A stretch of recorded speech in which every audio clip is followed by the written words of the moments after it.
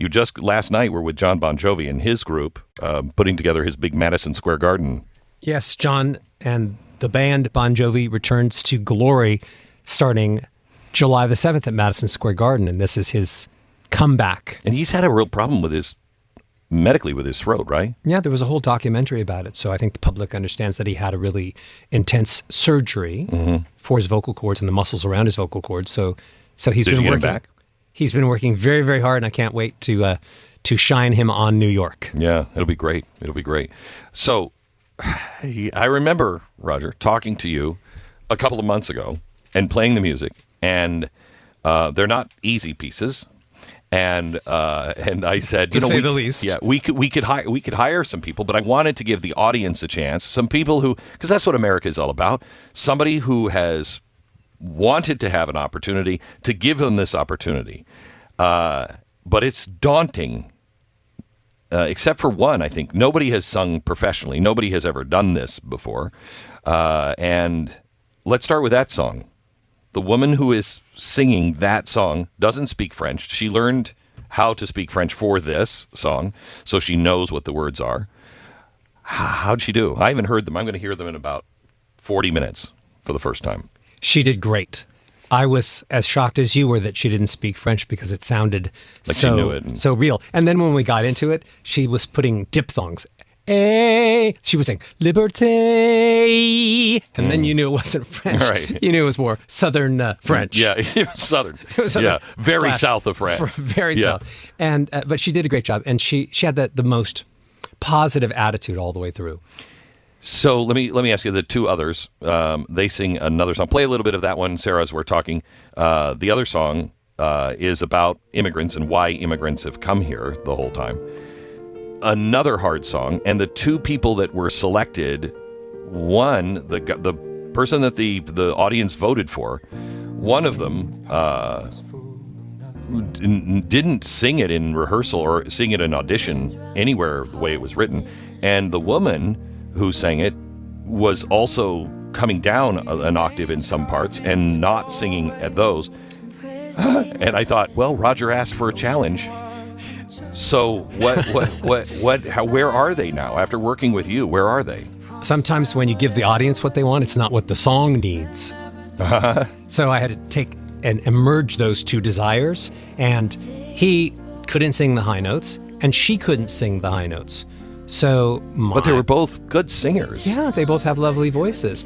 But I, as a voice coach, I'm used to facing people that have problems and they want to sing high, but they can't, and I teach them how to do that. They want to sing low and they can't, I teach them how to do it. So I went into, let's fix it, let's build the instrument mode. And it was a very small window, so I've built it. So does the piano have all the keys that a Bosendorfer piano has? So have we rewritten it somewhat to fit this? Okay. And my biggest concern is I know what it's like to stand in front of cameras. I remember the first time I had to give a speech, a major speech. It was in 2001 maybe, and all these important people were there. And I actually asked the driver to pull over to the side of the road. It was like my wife held my hair almost as I vomited on the side of the street. I was so nervous about it. Now I can do it and it doesn't bother me at all.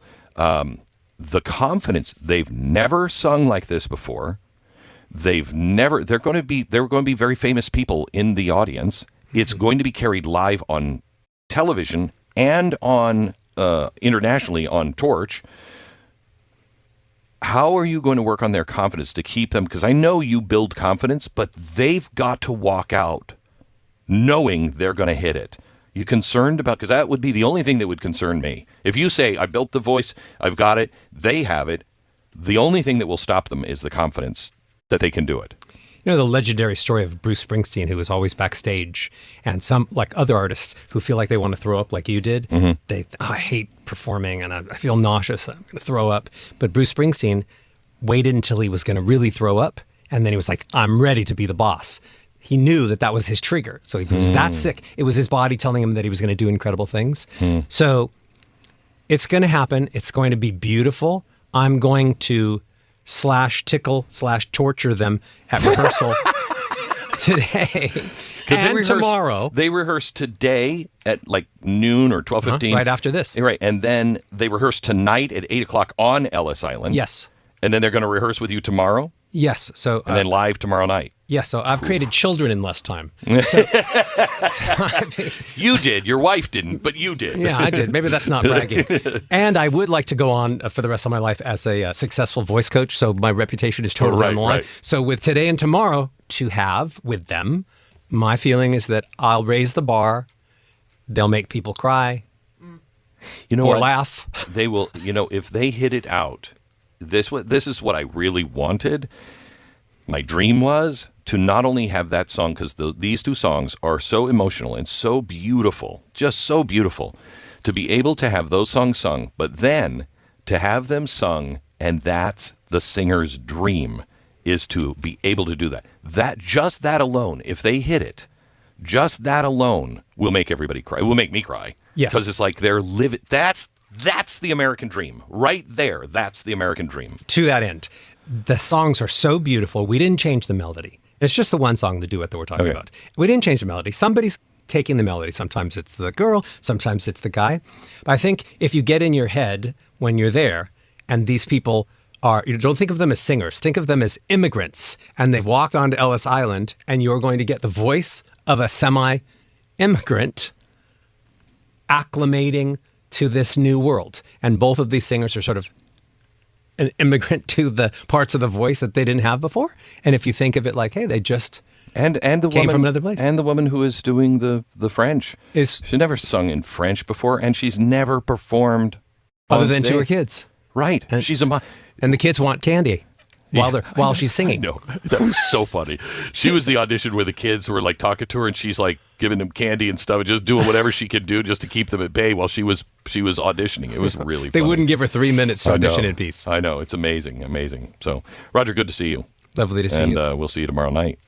I'll be there. Okay. Fingers crossed and toes. Thank you very much. What's your website? RogerLove.com/Glenn.